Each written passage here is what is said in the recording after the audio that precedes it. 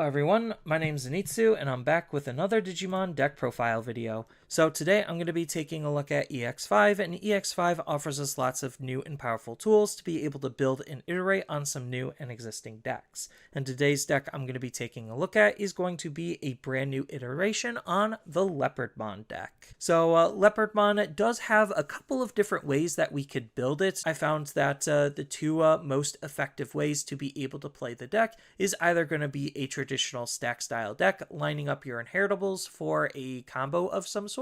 or utilizing a more hard play style, taking notes from Fanglongmon and utilizing the divas, especially the green divas, to be able to have higher level Digimon that you could play as efficiently as you possibly can. So this style of deck that I built for this video is actually going to be in the hard play style, utilizing the divas. But the deck at its core is a Flood and Swarm style deck, trying to play its higher level Digimon as cheaply as it possibly can.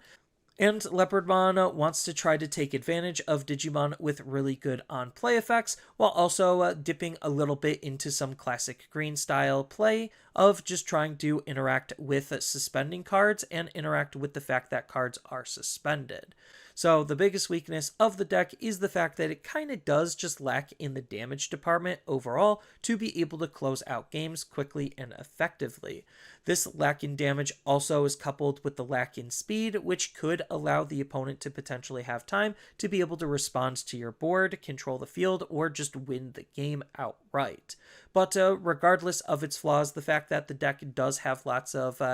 room for exploration and various different ways that you could build and tech the deck still make it a very fun and interesting build.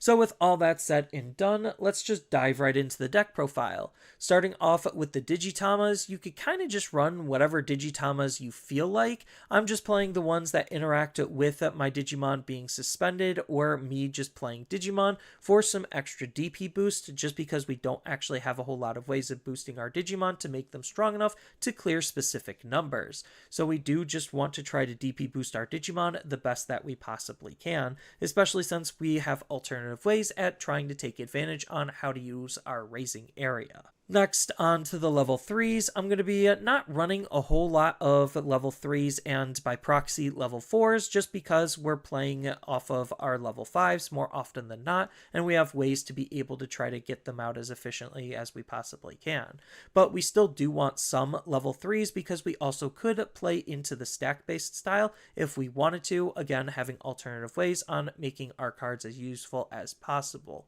So I'm going to run 4 copies of the BT13 Salamon as the deck's dedicated searching or digging tool, looking for our Royal Knight, Beast, Animal, and Sovereign traded cards, while also giving our Beast, Animal, Sovereign, and Royal Knight traded cards an extra 2000 DP when we utilize this card as an inheritable. Then the other rookies of the deck I'm going to be running are both Beast traded. So Terriermon is just a really good floodgate to try to stop the opponent's memory generation as much as we possibly can to slow them down, while Pulsemon is a security Digimon that can suspend the opponent's Digimon down while adding some extra consistency for our rookies, because at the end of the security battle we could add this card into our hand. Then when it comes to the level 4s, all of the level 4s I tried to have as cheap and efficient as we possibly can to combo with our Leopardmon, so they all cost 4 for that very specific reason. So I'm going to be running 2 copies of Togemon as a way to be able to try to play out our Tamer as efficiently as we possibly can. Then it also has a nice inheritable ability that reduces the Digivolution cost by 1, as long as we have a green Tamer in play, which is really good when we're trying to use this card to climb into our higher stages. Then I'm also going to be running 2 copies of Namekamon. So this is just another searching or digging tool. We're going to be suspending this card to reveal the top 3 and add any green Digimon among them into our hand. And then the last champion of the deck is going to be 2 copies of the brand new promo Kawagamon. So it has the nice usability on having an on-play and when digivolving ability to make one of the opponent's Digimon or Tamers unable to unsuspend for their turn. Unfortunately, it doesn't suspend their Digimon down, but the fact that we could target a suspended Digimon and basically stun lock them for that turn just makes this card really, really nice to use, while also having another way in its inheritables to be able to DP boost our Digimon. Then when it comes to the level 5s, I'm going to be running a pretty wide level 5 package just because I am more focused on the hard playstyle aspect to be able to flood the field with high level Digimon. So I'm going to be running one copy of Lilymon Ace just because it is, well, an Ace Digimon, so we could trap them utilizing our level 4s that we could play for free, having alternative ways to be able to utilize this card thanks to its low play cost and the hand counterblast Digivolution ability. Then its on play and when Digivolving ability does allow us to suspend one of the opponent's Digimon and to put to the bottom a suspended Digimon with 5000 DP or less, so we have some decent mid-level removal on this card as well. Then, speaking of suspending the opponent's Digimon down, I'm going to be running 3 copies of Mihiramon. So this is a Diva, and it does have the on-play ability to be able to suspend one of the opponent's Digimon down with 7000 DP or less,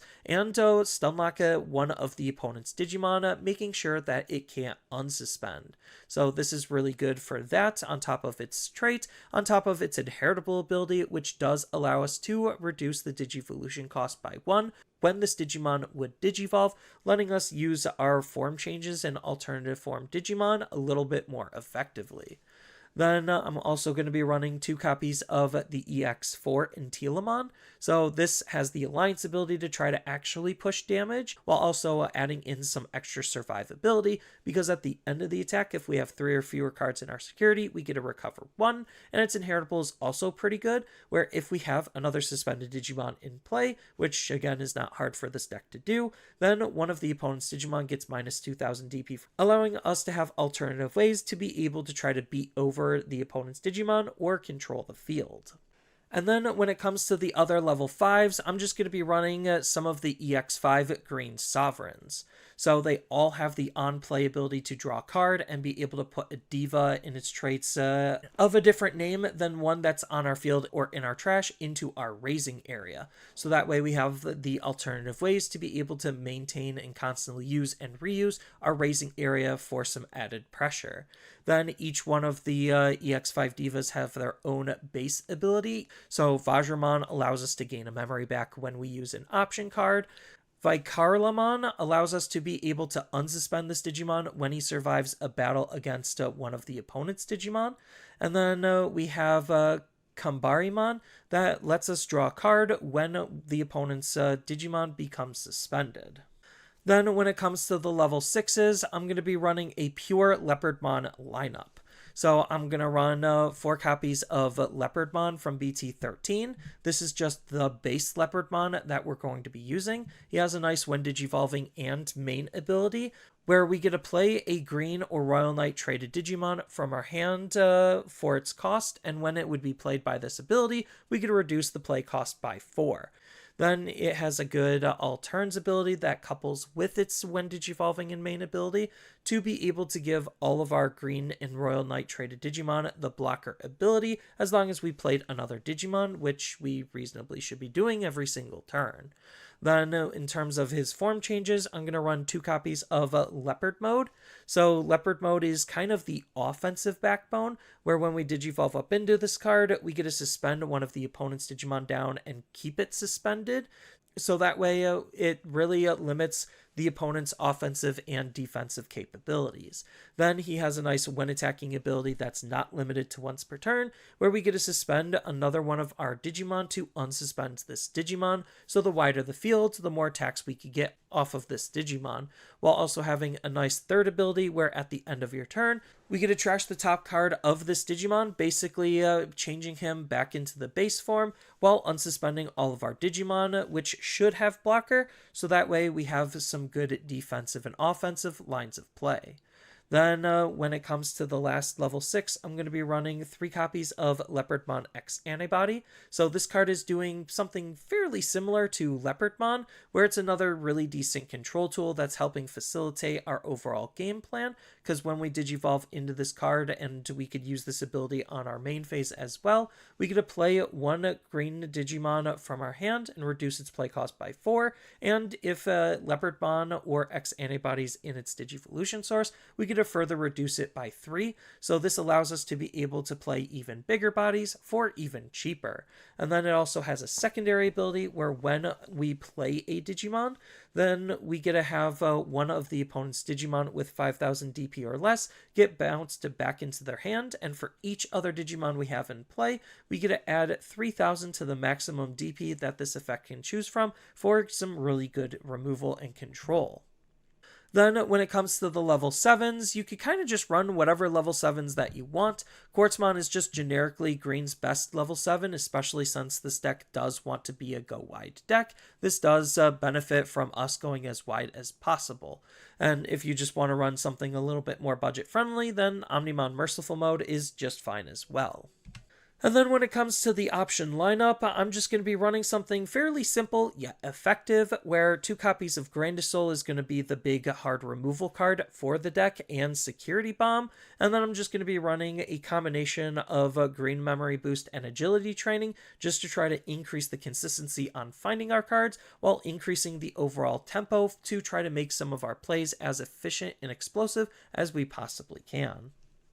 Then when it comes to the Tamers, I'm just going to be running another pretty simple Tamer lineup of mostly just BT1 Mimi, because we do have alternative ways on utilizing our raising area. As long as we have a level 5 or higher green Digimon in play, we essentially can use her to gain another raising phase, which is super powerful for this deck more specifically, while she's also being a memory fixing Tamer. And then the other Tamer of the deck could, again, kind of be whatever you feel like you want it to be, but I'm going to be using 1 copy of Izzy and Mimi just for some extra memory generation for the opponent having a suspended Digimon in play, and then it also adds a little bit of a gotcha element, allowing us to have alternative ways to use our level 5s to cheaply Digivolve into our level 6s. But that's pretty much it for the main builds. I do think that the deck, it does have some pretty decent depth and variety based on what you have access to and how you want to play it. This is just my interpretation on how I was playing the deck,